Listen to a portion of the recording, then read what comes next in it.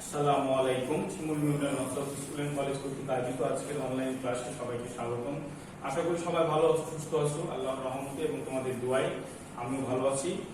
আজকে আমি মোহাম্মদ আতিকুল ইসলাম, সহকারী শিক্ষক, শিমুল মিউনিয়ন নর্থ স্কুল এন্ড কলেজ, তোমাদের সাথে দশম শ্রেণীর সামনে যে মডেল টেস্ট আছে এই মডেল টেস্টের উপর একটা শারীরিক আলোচনা তোমাদের সাথে আলোচনা করব।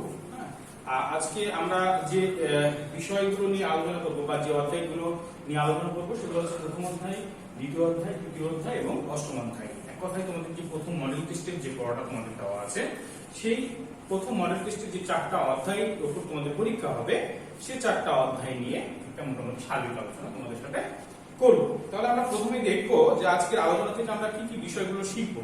আজকের আলোচনা থেকে আমরা অর্থায়ন ও অর্থায়নের শ্রেণীবিভাগ সম্পর্কে জানতে পারবো, অর্থায়নের উৎসের শ্রেণীবিভাগ করতে পারবো, অর্থের ভবিষ্যৎ বা বর্তমান মূল্য বের করতে পারবো, তারপর মুদ্রা এবং তার ইতিহাস সম্পর্কে জানতে পারবো, ব্যাংক ব্যবসার ইতিহাস ও ক্রমবিকাশ জানতে পারবো। তাহলে এই বিষয়গুলো আজকের আলোচনা থেকে আমরা শিখতে পারবো বা জানতে পারবো। তাহলে আজকের আলোচনার বিষয়গুলো কি কি? আজকের আলোচ্য বিষয় হচ্ছে আমরা অর্থায়নের একটা ধারণা নিব, তারপর অর্থায়নের শ্রেণীবিভাগ আলোচনা করবো, কত ধরনের অর্থায়ন হয়, কারবারি অর্থায়নের গুরুত্ব, কারবারি অর্থায়নের নীতি, তারপর বিভিন্ন প্রকার তহবিলের উৎসের ধারণা, আমরা যে তহবিল সংগ্রহ করে সেটা উৎসের ধারণা আমরা আলোচনা করব, উৎস নির্বাচনের বিবেচ্য বিষয়সমূহ আলোচনা করব, অর্থের ভবিষ্যৎ মূল্য বা বর্তমান মূল্য কিভাবে বের করতে হয় সেটা আমরা একটু আলোচনা করব, মুদ্রা ও তার ইতিহাস জানবো, ব্যাংকিং ও ব্যাংকার সম্পর্কে আলোচনা করব, ব্যাংক ব্যবসার ইতিহাস ও ক্রমবিকাশ নিয়ে আজকে আলোচনা করবো। তাহলে এই বিষয়গুলো নিয়ে তোমাদের 4টা অধ্যায়ের যে গুরুত্বপূর্ণ যে বিষয়গুলো আছে সেই বিষয়গুলো নিয়ে তোমাদের সাথে আজকে আলোচনা করব। প্রথমে আমরা প্রথম অধ্যায়ের অর্থায়ন ও ব্যবসা অর্থায়ন নিয়ে আলোচনা করি। প্রথমে দেখতে পাচ্ছি আমরা অর্থায়ন কি জিনিস সেটা আমরা জানবো। বলছে অর্থায়ন বলতে তহবিল সংগ্রহ ও ব্যবহার সংক্রান্ত এই প্রক্রিয়াকে বোঝায়। এক কথায় অর্থায়ন বলতে যেটা বোঝায়, এখানে একটা ছবি দেখো, ছবিতে বোঝা যাচ্ছে এখানে হচ্ছে ফান্ডিং, সেভিং, বেনিফিট। মানে আমি অর্থায়ন বলতে এইটাই বোঝাতে চাচ্ছি ছবি দিয়ে যে আমি ফান্ডিং মানে আমার যে ফান্ডটা বা তহবিলটা আমি কোথা থেকে সংগ্রহ করবো সেটা, তারপরে সেভিং আমি সেটা কতটুকু সেভ করবো, কতটুকু খরচ করবো সেটা, এবং এই যে খরচটা করবো আমি বা এই যে ফান্ডিংটা আমি বিনিয়োগ করব সেটা থেকে আমার কি পরিমাণ মুনাফা আসবে, আমার বেনিফিটটা কি, সেইটার একটা পরিকল্পনা তৈরি করা হচ্ছে অর্থায়ন। তাহলে বইয়ের যে সংজ্ঞা দেওয়া আছে সেখানে দেওয়া আছে অর্থায়ন বলতে তহবিল সংগ্রহ ও ব্যবহার সংক্রান্ত এই প্রক্রিয়াকে বোঝায়। বলছে কোন উৎস থেকে কি পরিমাণ তহবিল সংগ্রহ করে, কোথায় কিভাবে বিনিয়োগ করবে, মানে আমি যে তহবিলটা আমার দরকার সেটা আমি কোত্থেকে সংগ্রহ করব এবং ওই তহবিলটা আমি কোথায় কিভাবে বিনিয়োগ করব, এবং এই বিনিয়োগের ফলে আমাদের কারবারের সর্বোচ্চ যে মুনাফা হবে সেটা আমাদের খুঁজে বের করতে হবে। এবং এই যে 3টা বিষয়, এই 3টা বিষয় অর্থায়ন আলোচনা করে সেই 3টা বিষয়কে একসাথে বলা হচ্ছে অর্থায়ন। তাহলে যদি তোমাদের ওইরকম সংজ্ঞা লিখতে হয় বা অর্থায়ন বলতে কি বুঝো তখন তোমাকে এই বিষয়টা ডিটেইলস লিখতে হবে সুন্দর করে। ঠিক আছে, তাহলে আমরা অর্থায়নের সম্পর্কে মোটামুটি ধারণা পেলাম। এবার আমরা অর্থায়নের শ্রেণীবিভাগ নিয়ে আলোচনা করব। অর্থায়নের শ্রেণীবিভাগ বলতে কি শুধু কি ব্যবসার ক্ষেত্রে অর্থায়ন করা হয় তা না, বিভিন্ন ক্ষেত্রে অর্থায়ন করা হয়। একটা দেশে বা একটা ব্যক্তি জীবনে বিভিন্ন ক্ষেত্রে অর্থায়ন করা হয়, সেই ক্ষেত্রগুলো কি কি আমরা জানবো। অর্থায়নের শ্রেণীবিভাগকে এখানে দেখো 6টা ভাগে ভাগ করা হয়েছে। প্রথম হচ্ছে পারিবারিক অর্থায়ন, সরকারি অর্থায়ন, আন্তর্জাতিক অর্থায়ন, অব্যবসায়িক প্রতিষ্ঠানের অর্থসংস্থান, ব্যবসায় অর্থায়ন আর আন্তর্জাতিক অর্থায়ন। এইখান থেকে আমরা কিছু গুরুত্বপূর্ণ বিষয় তোমাদের সাথে আলোচনা করব। প্রথমে আমরা পারিবারিক অর্থায়নটা কি জিনিস সেটা জানবো। দেখো এখানে বলছে পরিবারের আয়ের উৎস এবং পরিমাণ নির্ধারণ করে সে আয় কিভাবে ব্যয় করলে পরিবারের সদস্যদের সর্বাঙ্গীন মঙ্গল হয় সেই প্রক্রিয়াকে পারিবারিক অর্থায়ন বলা হয়। এক কথায় আমরা যে অর্থায়ন করব সেটা শুধু ব্যবসার অর্থায়ন হবে বা অন্যান্য ক্ষেত্রে হবে তা না, আমাদের পারিবারিক অর্থায়নও হয়। আমাদের পরিবারের প্রধান যিনি বাবা বা মা তারাও কিন্তু একটা পরিকল্পনা করে যে তাদের যে এই প্রতি মাসের যে আয়টা হয় এই আয়টা তারা কিভাবে ব্যয় করবে, কোন কোন খাতে ব্যয় করবে, এরকম একটা পরিকল্পনা করে। এই জন্য সংবাদে বলছে যে পরিবারের আয় উৎস এবং পরিমাণ নির্ধারণ করে সে আয় কিভাবে ব্যয় করলে পরিবারের মঙ্গল হবে সেটাকে বলা হয় পারিবারিক অর্থায়ন। বিভিন্ন ক্ষেত্রে পারিবারিক অর্থায়ন করা হয়। প্রতি বছরে কিছু পোশাক আশাক কেনার ব্যাপার থাকে, আমার প্রতি বছরের নিত্যনৈমিত্তিক বাজার করার একটা ব্যাপার থাকে। এইগুলা সুন্দর করে পরিকল্পনা করে খরচ করলে পরিবারের মঙ্গল কামনা হয়। এই যদি পারিবারিক অর্থায়নটা কোনো অভিভাবক বা কোনো পরিবারের প্রধান পরিকল্পনা করে তাহলে পরিবারে কোনো অসচ্ছলতা থাকে না, সচ্ছলতার মধ্যে দিয়ে পরিবারটা পার হয় বা তাদের জীবন জীবিকা নির্বাহ করে। তাহলে পারিবারিক অর্থায়নটাও একটা গুরুত্বপূর্ণ অর্থায়ন। এরপরে আমরা সরকারি অর্থায়ন। সরকারি অর্থায়ন বলতে কি বোঝাচ্ছে দেখো, বলছে সরকারের অর্থ ব্যবস্থাপনা বিভিন্ন উৎস হতে সংগৃহীত অর্থ দেশ ও সমাজের বিভিন্ন সেবামূলক কল্যাণে ব্যবহার করে তাকে সরকারি অর্থায়ন বলে। এক কথায় সরকার প্রতি বছর যে বাজেট ঘোষণা করে, সেটা একটা অর্থায়নের মধ্যে পড়ে বা একটা পরিকল্পনা অর্থায়নের মানে কি বলে, বাজেটটাকে বলা হয় সরকারি অর্থায়ন। সারা বছর সরকার কোন কোন খাতে কত টাকা ব্যয় করবে এবং কোন কোন খাত থেকে কত টাকা আয় আসবে এটা একটা পরিকল্পনা করে। এটাকে বলা হয় সরকারি অর্থায়ন। এটা বিভিন্ন ক্ষেত্রে হতে পারে, যেমন ধরো এখন পদ্মা সেতু নির্মাণ করছে সরকারের এটা একটা অর্থায়ন। পদ্মা সেতুতে তারা অর্থায়ন করেছে, সেখান থেকে তাতে কি হবে, এই অর্থায়নের ক্ষেত্রে দেশের উন্নয়ন হবে, এবং দেশের তোমার যেই জায়গা থেকে এই পদ্মা সেতুর কারণে যে এলাকার উন্নতি হবে সেই এলাকার উন্নতি সাধিত হবে। তাহলে এই যে পদ্মা সেতুতে অর্থ বিনিয়োগ করা হচ্ছে সরকারি অর্থায়ন। তারপরে আমরা আন্তর্জাতিক অর্থায়নটা দেখব। হচ্ছে আন্তর্জাতিক অর্থায়ন দেশের অবকাঠামোগত উন্নয়ন এবং আমদানি ও রপ্তানির উপর নির্ভর করে বিনিয়োগ করে থাকে। এক কথায় আন্তর্জাতিক অর্থায়ন দেশের অবকাঠামোগত উন্নয়ন, মানে একটা দেশের অবকাঠামোগত উন্নয়ন এবং আমদানি ও রপ্তানির উপর নির্ভর করে বিনিয়োগ করে থাকে। আমাদের দেশের যে আমদানি এবং রপ্তানি হয়, সে আমদানি রপ্তানি এই অর্থায়নটা, এই আন্তর্জাতিক অর্থায়ন বলা হয়। এরপরে আসছে কি, ব্যবসা অর্থায়ন। আমাদের যে অর্থায়নের শ্রেণী বিভাগ আছে, এই অর্থায়নের শ্রেণী বিভাগের মধ্যে সবচেয়ে গুরুত্বপূর্ণ অর্থায়ন হচ্ছে ব্যবসা অর্থায়ন। মানে আমাদের মূলত আলোচনায় হবে ব্যবসা অর্থায়ন নিয়ে। তাহলে ব্যবসা অর্থায়নটা কি হচ্ছে, ব্যবসা প্রতিষ্ঠান তার তহবিল সংগ্রহ ও বিনিয়োগের জন্য যে অর্থায়ন প্রক্রিয়া ব্যবহার করে সেটি হচ্ছে ব্যবসা অর্থায়ন। এক কথায় একজন ব্যবসায়ী যখন তহবিল সংগ্রহ করবে, সেই তহবিলটা সে কিভাবে খরচ করবে, কিভাবে ব্যয় করবে এবং ব্যয় করার বিপরীতে সে সর্বোচ্চ মুনাফা অর্জন করবে, সেটাকে বলা হচ্ছে ব্যবসায় অর্থায়ন। এরপরে আসছে কারবারি অর্থায়নের গুরুত্ব। কারবারি অর্থায়নের গুরুত্বের প্রথমে যেটা আসছে ব্যবসায়িক মূলধন সংকট। কারবারে বা একটা ব্যবসা প্রতিষ্ঠানে যদি পরিকল্পনা করে বা অর্থায়নের যে নিয়ম কানুন আছে সেই নিয়ম অনুযায়ী যদি সে অর্থায়ন করে, তাহলে ব্যবসায়িক মূলধন সংকটটা দেখা দেয় না। যদি কোনো পরিকল্পনা না থাকে, তুমি একটা ব্যবসা শুরু করতে যাচ্ছ, তুমি কোনো পরিকল্পনাবিহীন ব্যবসাটা শুরু করলা, তুমি তোমার যে তহবিলটা সেটা কোথেকে সংগ্রহ করবে সেটাও চিন্তা করলে না, বা ওই সংগ্রহ করার পর ওই টাকাটা কোন কোন খাতে ব্যয় করলে তোমার সর্বোচ্চ মুনাফা হবে সেটাও তুমি পরিকল্পনা করলে না, তাহলে কিন্তু তোমার একটা মূলধন সংকটের মধ্যে পড়ে যেতে পারো। তারপর কি, অনগ্রসর ব্যাংক ব্যবস্থা। যেহেতু আমাদের ব্যাংক ব্যবস্থা অনগ্রসর এবং আমাদের ব্যাংক থেকে লোন নিয়ে ব্যবসা করতে গেলে আমাদের প্রচুর পরিমাণে সুদ দিতে হয় এবং সেই টাকা শোধ করাটাও কঠিন একটা বিষয় হয়ে দাঁড়ায়। এই জন্য কারবারি অর্থায়নের একটা গুরুত্ব আছে। ঠিক আছে। তারপর স্বল্প শিক্ষিত উদ্যোক্তা। আমাদের যারা উদ্যোক্তা বা যারা ব্যবসায়িক, তারা কিন্তু সবাই উচ্চ শিক্ষিত না, তারা স্বল্প শিক্ষিত। এই জন্য তারা কারবারি অর্থায়নের যে একটা গুরুত্ব আছে সেই গুরুত্বটা তারা বুঝতে চায় না। এই জন্য আমাদের কারবারি অর্থায়নটা বেশি বেশি করে অ্যাপ্লাই করতে হবে, তাহলে আমাদের ব্যবসায় সর্বোচ্চ মুনাফা হবে। তারপর কি, উৎপাদনমুখী বিনিয়োগ ও জাতীয় আয়। উৎপাদনমুখী বিনিয়োগটা আমাদের দেশে কম। এই জন্য কারণ উৎপাদনমুখী বিনিয়োগ করতে গেলে একটা রিস্ক থাকে। যদি সেটা কারবারি মানে অর্থায়ন বা পরিকল্পনার মাধ্যম দিয়ে করা হয়, তাহলে সেখানে রিস্কটা কম থাকে। এই সব ক্ষেত্রে কারবারি অর্থায়নের একটা গুরুত্বপূর্ণ ভূমিকা আছে। এবার কারবারি অর্থায়নের নীতি। কারবারি অর্থায়নের তিনটা নীতি আছে। একটা হচ্ছে তারল্য বনাম মুনাফা নীতি। তারল্য বনাম মুনাফা নীতি কি? তারল্যটা কি? তারল্যটা হচ্ছে নগদ। তাহলে শুধু আমার মুনাফা বেশি করার জন্য আমার যত টাকা আছে, আমার যত তহবিল আছে, সব তহবিল আমি বিনিয়োগ করে ফেলবো, সেটা করা যাবে না।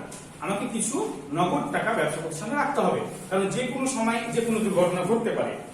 যেমন তোমাকে যদি বলা হয় তুমি একটা ব্যবসা করেছো, তোমার যত মূলধন আছে সম্পূর্ণ তুমি বিনিয়োগ করে ফেলেছো।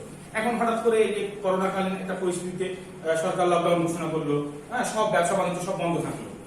ওই যে প্রতিষ্ঠানগুলোর নগদ কোনো তহবিল ছিল না বা তারল্য ছিল না, নগদ কোনো টাকা ছিল না, তারা কিন্তু বিপদের মুখে পড়েছে। তারা কর্মচারী বেতন দিতে পারেনি, তারা তাদের জীবিকা নির্বাহ করতে পারেনি। তখন কি হয়েছে? ব্যবসাটা বন্ধ হয়ে গেছে। কিন্তু তারা যদি কিছু নগদ টাকা রাখতো, শুধু মুনাফার চিন্তা না করে নগদ টাকা যদি তাদের কিছু থাকতো, যে টাকাটা এই সময়টুকু, এই দুর্যোগকালীন সময়টুকু তারা তাদের ব্যবসার ক্ষেত্রে বা কর্মচারীদের একটা দিয়ে মোটামুটি একটা ব্যবসাটা চালাতে পারতো।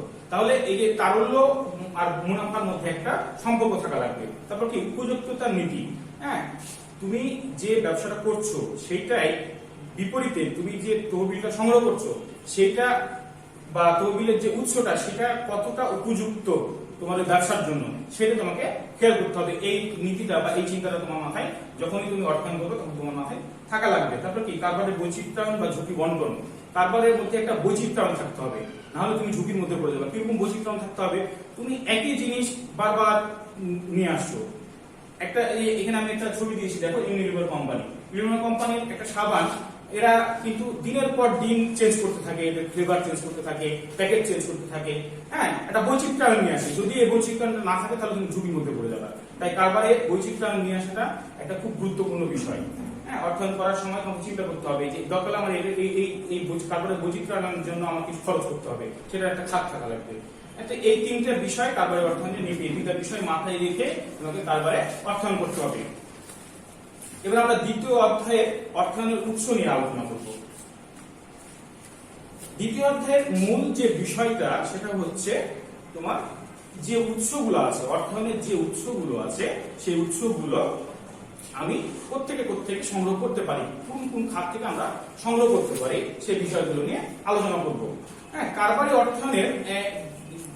অর্থায়নের উৎস বিশাল একটা আছে, ভাগ আছে। যে অর্থায়নের উৎসকে প্রাথমিকভাবে দুই ভাগে ভাগ করা হয়, একটা অভ্যন্তরীণ তহবিল আর একটা হচ্ছে বহিষ্ঠ তহবিল। তাদের মধ্যে অনেক ভাগ আছে, সেই বিষয়গুলো আমরা দেখবো। হচ্ছে অর্থায়নের উৎসকে দুই ভাগে ভাগ করা হয়েছে, একটা হচ্ছে অভ্যন্তরীণ তহবিল আর একটা হচ্ছে বহিষ্ঠ তহবিল। অভ্যন্তরীণ তহবিলটা কি? প্রতিষ্ঠান তাদের নিজস্ব মূলধন থেকে যে তহবিলটা সংগ্রহ করে সেটাকে বলা হয় অভ্যন্তরীণ তহবিল।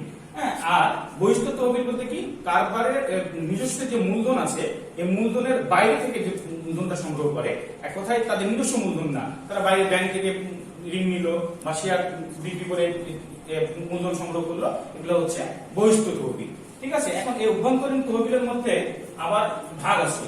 একটা হচ্ছে মালিকানা ভিত্তিক অভ্যন্তরীণ উৎস আর মুনাফা ভিত্তিক অভ্যন্তরীণ উৎস। মালিকানা ভিত্তিক অভ্যন্তরীণ উৎসটা কি? মালিকের মূলধন, মানে যে প্রতিষ্ঠানটা পরিচালনা করতেছে বা যে প্রতিষ্ঠানটা যে সৃষ্টিকর্তা তার নিজস্ব যে মূলধনটা অর্থায়ন করা হয় তার প্রতিষ্ঠানে, সেটাকে বলা হচ্ছে মালিকের মূলধন। শেয়ার বলতে কি? সাধারণ শেয়ার বিক্রির মাধ্যমে যে শেয়ার হোল্ডার তারা সংগ্রহ করে থাকে সেটাকে বলা হচ্ছে মালিকানা ভিত্তিক অভ্যন্তরীণ উৎস। আর মুনাফা ভিত্তিক অভ্যন্তরীণ উৎস কি? অবন্টিত মুনাফা বা সঞ্চিত তহবিল। অবন্টিত মুনাফা বা সঞ্চিত তহবিল বলতে বোঝাচ্ছে যে প্রত্যেক বছর একটা মুনাফা বা লভ্যাংশ ঘোষণা করে প্রতিষ্ঠান।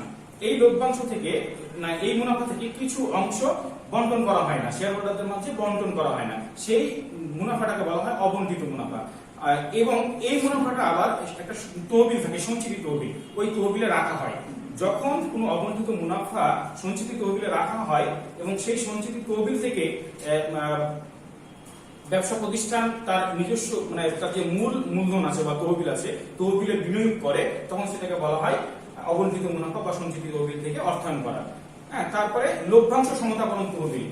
এই বছর কোম্পানি মনে করো 15% লভ্যাংশ ঘোষণা করলো, কিন্তু শেয়ার হোল্ডারদের দিল 13%, 2% কি করলো? তারা লভ্যাংশ সমতাকরণ তহবিলে রেখে দিল। এটা কি জন্য রাখে? এটা রাখার উদ্দেশ্য হচ্ছে ভবিষ্যতে কোনো বছর যদি কোম্পানি ওই যে পরিমাণ লভ্যাংশ সাধারণত ঘোষণা করে সে পরিমাণ লভ্যাংশ ঘোষণা করতে না পারে, এই বছর দেখা যাচ্ছে 10% লভ্যাংশ ঘোষণা করলো, তার মানে কি আগের চেয়ে 2% বা 3% কম, তখন ওই 2% দিয়ে এটা কাভার করে লভ্যাংশটা ঘোষণা করে। তো এইরকম কিছু তহবিল থাকে।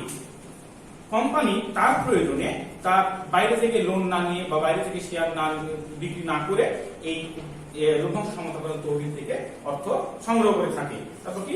বিধিবদ্ধ সঞ্চিতি, ওটাও একটা বিধিবদ্ধ সঞ্চিতির একটা তহবিল থাকে। এই তহবিলে কিছু পরিমাণ টাকা ব্যবসা প্রতিষ্ঠানে রাখা হয়, এখান থেকে যখন তহবিল সংগ্রহ করা হয় তখন সেটাকে বলা হয় বিধিবদ্ধ সঞ্চিতি থেকে তহবিল সংগ্রহ করা। এবার আমরা বহিষ্ঠ তহবিল নিয়ে আলোচনা করব। বহিষ্ঠ তহবিলকে আমরা তিনটি ভাগে ভাগ করেছি, একটা হচ্ছে স্বল্পমেয়াদী, একটা হচ্ছে মধ্যমেয়াদী, একটা হচ্ছে দীর্ঘমেয়াদী। তাহলে স্বল্পমেয়াদী তহবিল কোনগুলো? 1 বছরের মধ্যে, 1 বছর মেয়াদের মধ্যে যে তহবিলগুলো সেগুলো বলা হচ্ছে স্বল্পমেয়াদী তহবিল। হ্যাঁ, 2 মাস হতে পারে, 3 মাস হতে পারে, 5 মাস হতে পারে, 1 বছর হতে পারে। এক কথায় 1 বছরের মেয়াদের যে তহবিলগুলো সংগ্রহ করা হয় সেটাকে বলা হচ্ছে স্বল্প মেয়াদী তহবিল। মধ্যমেয়াদী তহবিল কোনটা? মধ্যমেয়াদী তহবিল হচ্ছে 1 থেকে 5 বছরের মধ্যে বা 1 থেকে 5 বছর মেয়াদী যে তহবিল সংগ্রহ করা হয় সেটাকে বলা হয় মধ্যমেয়াদী তহবিল। আর দীর্ঘমেয়াদী তহবিল কোনটা?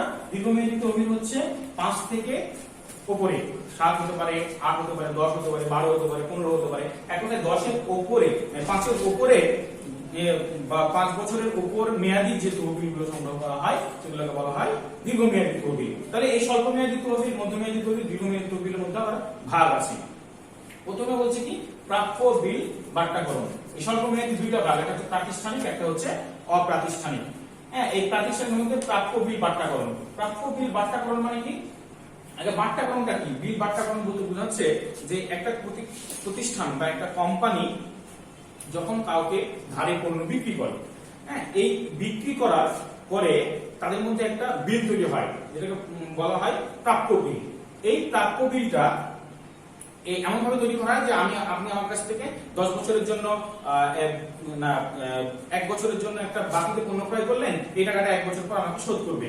যে দুজনের মধ্যে একটা বিল তৈরি হয় এবং বিলটা দুজনের কাছে থাকে। এই বিলটা দেখা যাচ্ছে যে প্রতিষ্ঠানের মালিক বা যে বাকি পণ্য বিক্রি করেছে তার কোনো এক সময় ওই টাকাটা দরকার, তখন এই প্রাপ্য বিলটা ব্যাংকে নিয়ে, যে ব্যাংকের মাধ্যমে চুক্তি হয় বা বিলটা তৈরি হয়, সেই ব্যাংকে নিয়ে দিলে কিছু টাকা বাট্টাকরণ করে ওই টাকাটা তাকে অগ্রিম দেওয়া হয়, যেটা 1 বছর পর যার কাছে পাওয়া যাবে সে ব্যাংকে শোধ করে দিবে। তো এই যে প্রাপ্য বিল বাট্টাকরণ, মানে প্রাপ্য বিলটাকে বাট্টাকরণ করে তহবিল অনেক সময় সংগ্রহ করা হয়। তারপর কি পদেয় বিল। পদেয় বিলটা ওই যে এটা প্রাপ্য বিল, ওরকম পদেয় বিল থাকে, ওইটা থেকেও অনেক সময় মূলধন সংগ্রহ করে থাকে। তারপর কি স্বল্প মেয়াদী ব্যাংক ঋণ।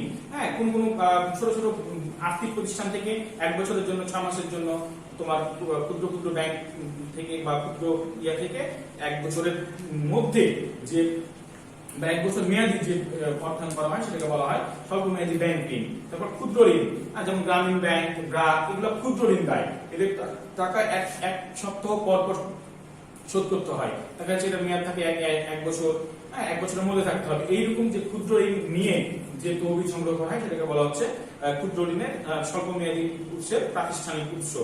এবার অপ্রাতিষ্ঠানিক উৎস কি? বাণিজ্যিক পত্র।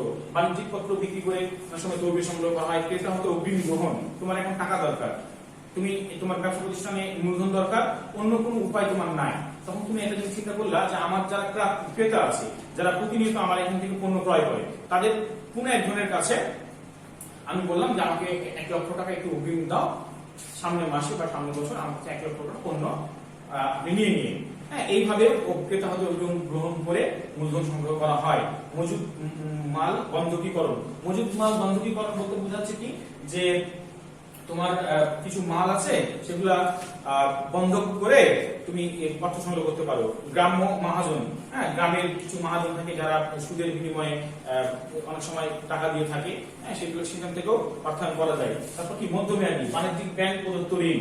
হ্যাঁ, মানে বাণিজ্যিক ব্যাংক থেকে 1 থেকে 5 বছর মেয়াদে বাণিজ্যিক ব্যাংক থেকে অর্থ সংগ্রহ করলে সেটাকে বলা হয় বাণিজ্যিক ব্যাংক প্রদত্ত ঋণ। বিশেষত আর্থিক প্রতিষ্ঠান থেকে সংগ্রহ করা যায়, বেসরকারি প্রতিষ্ঠান থেকে সংগ্রহ করা যায়, বন্ধন বাজারের প্রতিষ্ঠান থেকে। এখন এইখানে যে উৎসগুলো আছে এগুলা হওয়া লাগবে 1 থেকে 5 বছরের মধ্যে, তাহলে সেটাকে আমরা বলবো মধ্যমেয়াদী অর্থ সংস্থান। আর দীর্ঘমেয়াদী কি? ঋণ। হ্যাঁ, 5 বছরের উপরে, 5 বছর, 6 বছর, 7 বছর, 10 বছর মেয়াদে যে ঋণটা নেওয়া হয় সেটাকে বলা হয় দীর্ঘমেয়াদী অর্থায়ন উৎস। ঋণপত্র বিক্রি করে অনেক সময় দেওয়া হয় লিজিং। লিজিংটা কি জিনিস? ভাড়া নেওয়া। তোমার এই প্রতিষ্ঠানে একটা মেশিন দরকার, যে মেশিনটার দাম অনেক বেশি, কিন্তু তুমি ওই মেশিনটা কিনতে পারতেছ না, কিন্তু ওই মেশিনটা তোমার দরকার, তখন তুমি কি করবা? লিজ নিবা। কোন একটা কোম্পানি, লিজিং যে কোম্পানিগুলো আছে সেই কোম্পানি থেকে 5 বছরের জন্য বা 10 বছরের জন্য একটা মেশিন তুমি লিজ হিসাবে নিবা। 10 বছর পর তাকে মেশিনটা ফেরত দিবা এবং ওই মেশিনের যে ভাড়া 10 বছর বা 5 বছরের যে ভাড়া তোমাকে পেমেন্ট দিতে হবে। এইভাবেও অর্থায়ন করা যায়। তাহলে অর্থায়নের উৎসগুলো আমরা মোটামুটি জানলাম। উৎস নির্বাচনে বিবেচ্য বিষয়সমূহ। ব্যবসার ধরন। হ্যাঁ, উৎস নির্বাচনে ব্যবসার ধরনটা তোমাকে চিন্তা করতে হবে, তোমার ব্যবসাটা কেমন, সেই অনুযায়ী তোমাকে অর্থায়ন করতে হবে। অর্থায়নের প্রয়োজনের ধরন, তোমার প্রয়োজনের ধরনটা দেখতে হবে যে আমি আমার একটা মুদিখানার দোকানে আমি একটা ফ্রিজ কিনতে চাই, আর ফ্রিজ থেকে কি আমার লাভ হবে, আমি কোল্ড ড্রিঙ্কস বিক্রি করবো বা আইসক্রিম বিক্রি করবো, তো সেই যে কোল্ড ড্রিঙ্কস বা আইসক্রিম বিক্রি করে আমি যে টাকাটা পাবো সেইটা দিয়ে কি আমার ফ্রিজের টাকাটা আমি শোধ করতে পারবো, বা যে লাভটা করবো সেটা তোমাকে চিন্তা করতে হবে। চিন্তা করে তারপর তোমাকে ওখানে বিনিয়োগ করতে হবে। জামানতযোগ্য সম্পত্তির অপযোগ, তোমার যে সম্পত্তি আছে দেখা যাচ্ছে তোমার যে জামানতযোগ্য সম্পত্তি আছে তার চেয়ে তুমি বহিষ্ঠ তহবিল থেকে বেশি মূলধন সংগ্রহ করতে পেরেছো, সেটা করা যাবে না, সেটা মাথায় রাখতে হবে। তহবিল উৎসের খরচ, তুমি যে যেখান থেকে তহবিলটা সংগ্রহ করছো সেটার যে খরচটা আছে সেই খরচটাও তোমাকে মাথায় রাখতে হবে। তারপর তহবিল উৎসের ঝুঁকি, ঝুঁকিটাও তোমাকে চিন্তা করতে হবে, আমি যে এখান থেকে অর্থায়ন করবো সেইটার ঝুঁকিটা কেমন। তাহলে এগুলো হচ্ছে উৎস নির্বাচনের বিবেচ্য বিষয়সমূহ। এবার তৃতীয় অধ্যায় অর্থের সময় মূল্য। এই অর্থের সময় মূল্যতে আমি থিওরিটিক্যাল কোনো বিষয় আলোচনা করছি না, মোটামুটি তোমরা বাসায় ভালো করে দেখে নিবা। আমি যে আলোচনা করব, আমি একটা ম্যাথ দেখাবো তোমাদের, যে ম্যাথটা হয়তো এর আগে করা হয়েছে তোমাদের, কিন্তু এই ম্যাথগুলো করতে গিয়ে বা তৃতীয় অধ্যায়ের অঙ্ক করতে গিয়ে কি কি তোমরা ভুল করো সেই ভুলগুলো আমি একটু বলবো, তোমরা মনোযোগ দিয়ে দেখবা। হ্যাঁ, একটা ম্যাথ এখানে আসে, দেখো বলছে মাহফুজা ইসরাত একজন শিক্ষিকা, তার জমানো 1 লক্ষ টাকা জনতা ব্যাংকে 10% মুনাফায় 5 বছরের জন্য জমা রাখেন, কিন্তু মাহফুজা ইসরাত মেয়াদান্তে 2 লক্ষ টাকা পেতে চান। এখন গ নাম্বার এসে মেয়াদ শেষে মাহফুজা ইসরাত কত টাকা পাবেন এটা তোমাকে বের করতে বলা হয়েছে। যদি মাহফুজা ইসরাত মেয়াদান্তে 2 লক্ষ টাকা পেতে চান তাহলে বর্তমানে তাকে কত টাকা জমা রাখতে হবে, এটা হচ্ছে একটা ম্যাথ। এই ম্যাথে তোমাদের প্রথমে যেটা চিন্তা করতে হবে যে তোমার কি কি মূল্য চেয়েছে, বর্তমান মূল্য চেয়েছে না ভবিষ্যৎ মূল্য চেয়েছে, সেটা তোমাকে আগে বের করতে হবে। তো আমি এখানে দেখতে পাচ্ছি যে এখানে বলছে কি 1 লক্ষ টাকা সে জমা রাখতে চায়, তার মানে বর্তমানে সে জমা রাখতে চায়, জমা রেখে 10% মুনাফায় 5 বছর পর সে কত টাকা পাবে সেটা বের করতে বলেছে। তাহলে এটা অবশ্যই ভবিষ্যৎ মূল্য বের করতে হবে। আবার কি বলেছে দেখো, যে মাহফুজা যদি মেয়াদ শেষে 2 লক্ষ টাকা পেতে চায় তাহলে তাকে কত টাকা জমা রাখতে হবে, মানে সে 5 বছর পর 2 লক্ষ টাকা পাবে, তাহলে তাকে বর্তমান মূল্য বের করতে হবে। তাহলে এখানে ভবিষ্যৎ মূল্য এবং বর্তমান মূল্য দুটো বের করতে হবে। তোমাদের প্রত্যেকটা অঙ্কে তুমি আগে এটা আইডেন্টিফাই করবা, যেটা বর্তমান মূল্য বের করতে বলছে না ভবিষ্যৎ মূল্য বের করতে বলছে। এইটা যখন বের করা হয়ে যাবে তখন তোমাকে সূত্র প্রয়োগ করতে হবে। সেই সূত্রগুলো আপনাদের বর্তমান মূল্য বের করার সূত্র, ভবিষ্যৎ মূল্য বের করার সূত্র তোমাদের জানতে হবে। হ্যাঁ, এখন যদি এই অঙ্কটা আমরা করতে যাই তাহলে আমাদের আগে কি লিখতে হবে, আমাদের লিখতে হবে, আমরা জানি আমাদের যেহেতু গ নম্বরে ভবিষ্যৎ মূল্য বের করতে হবে, তাহলে ভবিষ্যৎ মূল্যের সূত্র হচ্ছে FB = PB * 1 + I to the power n। তাহলে এইখানে ভবিষ্যৎ মূল্য বের করার সূত্র এইটা হবে কখন, যখন এই সুদের হারটা বার্ষিক থাকবে তখন এটা হবে। এটা তোমরা ভুল করো, অর্ধবার্ষিক বলেছে বা ত্রৈমাসিক বলেছে, বছরে 2 বার চক্রবৃদ্ধি হবে এরকম বলেছে, তখন কিন্তু এই সূত্রটা আসবে না। কিন্তু বার্ষিক চক্রবৃদ্ধি যখন বলবে তখন এই সূত্রটা আসবে। আর যদি সেটা অর্ধবার্ষিক হয় বা ত্রৈমাসিক হয় বা 3 মাস পর পর বলে বা 2 মাস পর পর বলে চক্রবৃদ্ধির কথা, তখন কিন্তু এই আই এর নিচে এম হবে আর এন এর সাথে এম গুণ হবে। এটা মাথায় রাখতে হবে। দেখা যাচ্ছে অর্ধবার্ষিক বলেছে তোমরা এই সূত্র দিয়ে দিয়েছো, এই এমটা ব্যবহার করনি, তাহলে কিন্তু অঙ্ক ভুল হয়ে যাবে। এই বিষয়গুলো তোমাদের খেয়াল রাখতে হবে। দেখো এখানে বর্তমান মূল্য 1 লক্ষ টাকা, সুদের হার 10%, এটাকে 100 দিয়ে ভাগ দিলে 0.1, তারপরে কি সময় 5 বছর। যদি এম থাকতো বা অর্ধবার্ষিক বলতো তাহলে এম এর মান হতো বছরের চক্রবৃদ্ধি সংখ্যা m অর্ধবার্ষিক বললে 2 হবে, বা প্রতি মাসে যদি বলা তাহলে 12 হবে। এইভাবে তোমাদের ওটা দিতে হতো, যেহেতু এটা নাই তাই এখানে দেওয়ার দরকার নাই। এবার আমরা সূত্রে মান বসাই দেব। তাহলে ফিউচার ভ্যালু এই পিভি 1 লক্ষ টাকা * 1, এটার সাথে ক্যালকুলেশন করে 1,61,50 টাকা পাওয়া যাচ্ছে। তাহলে মেয়াদ শেষে মাহফুজা ইসরাত 1,61,50 টাকা পাবেন। কিন্তু এখন যদি বলা হয় যে না, মাহফুজা ইসরাত বলতেছে আমি এই টাকাতে আমার হবে না, আমি 2 লক্ষ টাকা পেতে চাই, তাহলে আমি কত টাকা ব্যাংকে এখন জমা রাখবো সেটা বলেন। তাহলে এখনকার মূল্যটা আমাকে বের করতে হবে। বের করলে এখনকার মূল্য বলতে কি বর্তমান মূল্য বের করতে হবে। তাহলে ঘ নম্বরে এসে বর্তমান মূল্য দেখো, বলছে বর্তমান মূল্য সূত্র হচ্ছে FB / 1 + I to the power n। এখানে দেখো, এখানে কিন্তু কোনো অর্ধবার্ষিক বলেনি বা মাসিক বলেনি বা ত্রৈমাসিক বলেনি, তার মানে এখানে m এর কোনো ব্যাপার আসবে না। যদি এখানে m এর ব্যাপার আসতো তাহলে এই I এর সাথে m ভাগ হতো আর n এর সাথে m গুণ হতো। যেহেতু সেটা বলেনি তাই আমরা এই সূত্রে এই FB = 2 লক্ষ টাকা এভাবে লিখবো। লেখার পর এই সূত্রে আমরা মান বসাই দিব। এই যে FB 2 লক্ষ টাকা, এটার সাথে এটা টোটালটা ক্যালকুলেশন করে তোমরা এখানে ক্যালকুলেশন ভুল করো, প্রথমে 1 এর সাথে এটা যোগ করে নিবা, আগে যোগ করার পর তার উপর 5 দিবা। যদি এখানে m থাকে, m এর যদি ভালো কোনো ব্যাপার থাকে তাহলে এইটার সাথে এই নিচে যেটা থাকবে সেটা ভাগ করে নিবা, ভাগ করার পর যোগ করবা। হ্যাঁ, আগে যোগ করে নিয়ে ভাগটাকে এরকম করবা না, এটা ভুল করবা না, ক্যালকুলেশন ভুল হয়ে যায়। যদি এখানে m থাকে তার এটার সাথে যদি ভাগ থাকে তাহলে এটা দিয়ে ভাগ করার পর এটা যোগ করব, তারপরে উপরে 5 দিব। আবার এটার সাথে যদি m থাকে তাহলে 5 এর সাথে এটা গুণ হবে, যদি না থাকে তাহলে 1 এর সাথে এটা যোগ করব, তারপর উপরে 5 দিব, দিয়ে এটা দিয়ে এটা ভাগ দিব। অনেক সময় এটার উত্তর বের করে এটা দিয়ে এটা ভাগ দিয়ে ফেলো, এটা করা যাবে না, এইটা দিয়ে এটাকে ভাগ দিতে হবে। এটা ভাগ দেওয়ার পর 1,24,185 টাকা, মানে মাহফুজা ইশরাত যদি 5 বছর পর 2 লক্ষ টাকা পেতে চায় তাহলে বর্তমানে তাকে ব্যাংকে 1,24,185 টাকা জমা রাখতে হবে। তাহলে আমরা কিভাবে বর্তমান মূল্য বের করতে হয়, কিভাবে ভবিষ্যৎ মূল্য বের করতে চাই হয়, সেটা একটা অঙ্কের মাধ্যমে দেখতে পেলাম।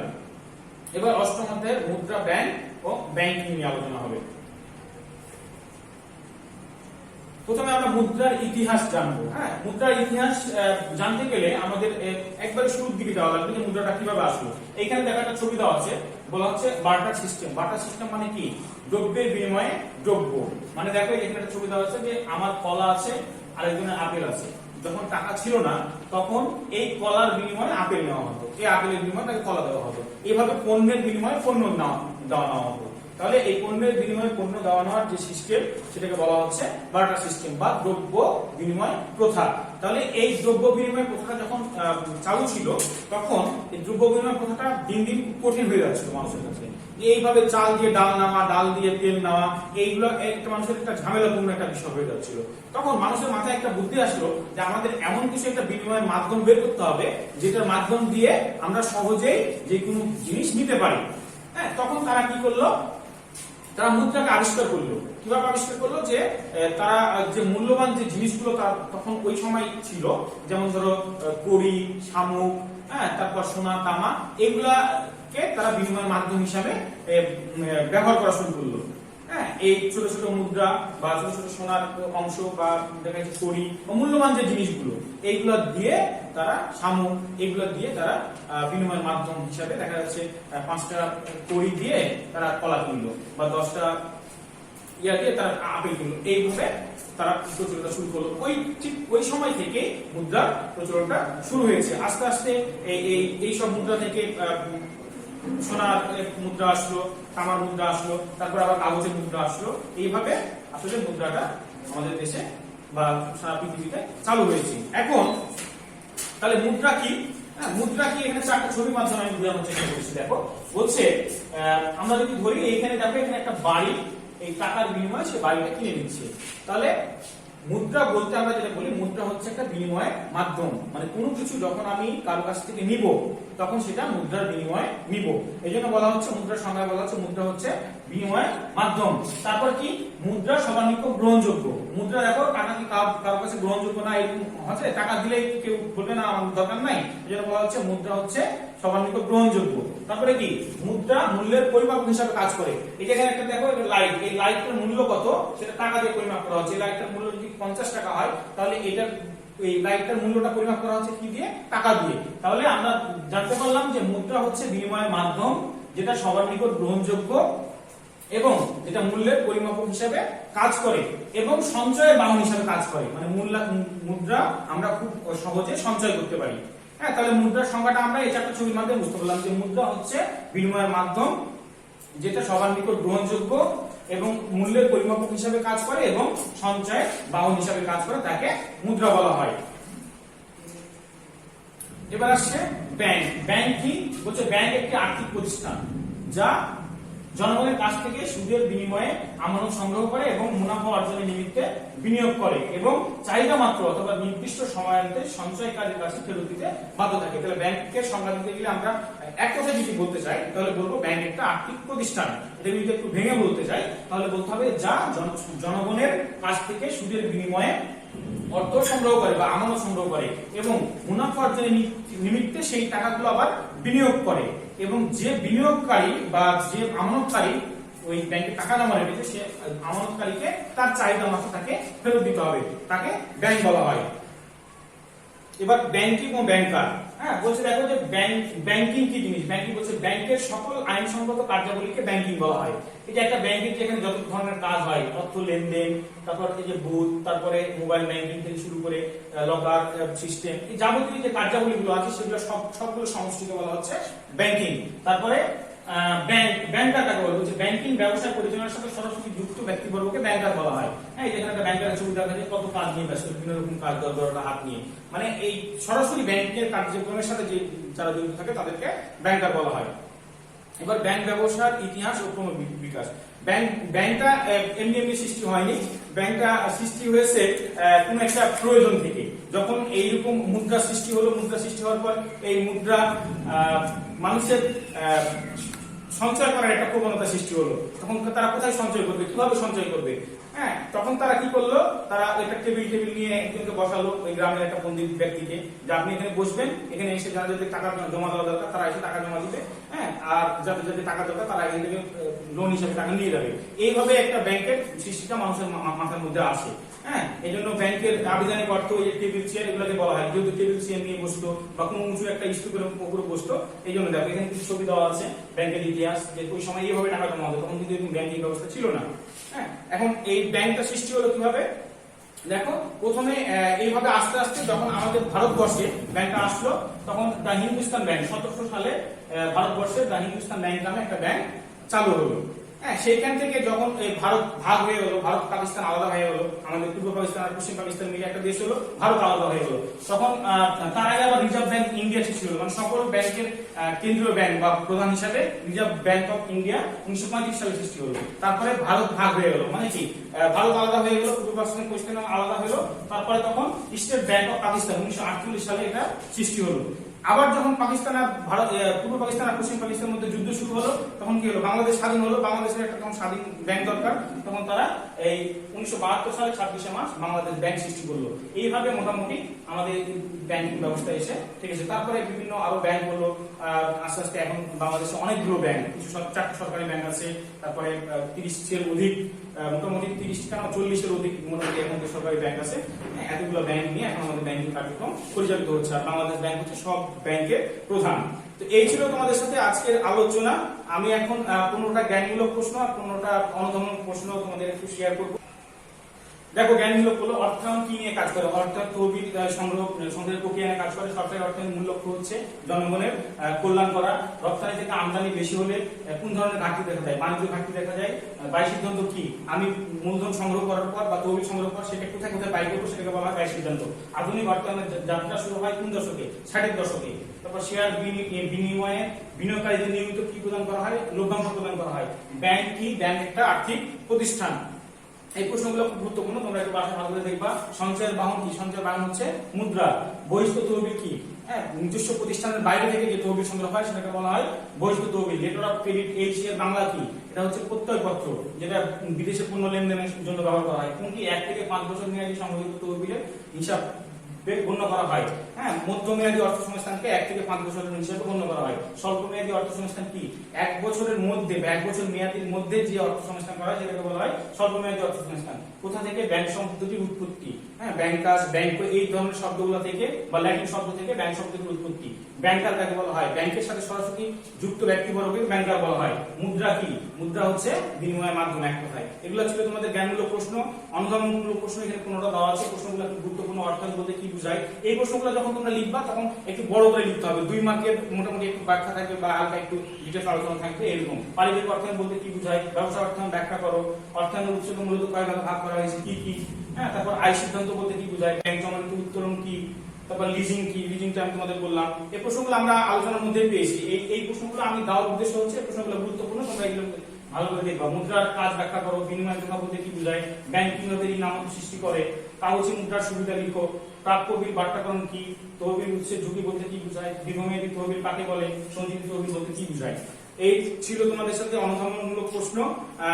আজকে ক্লাস এই পর্যন্ত। তোমরা মডেল টেস্টটা ভালো করে দিবা। এই মডেল টেস্টের পরে অন্য একটা ক্লাস নিয়ে তোমাদের সাথে দেখা হবে। সবাই ভালো থাকো, সুস্থ থাকো, ধন্যবাদ।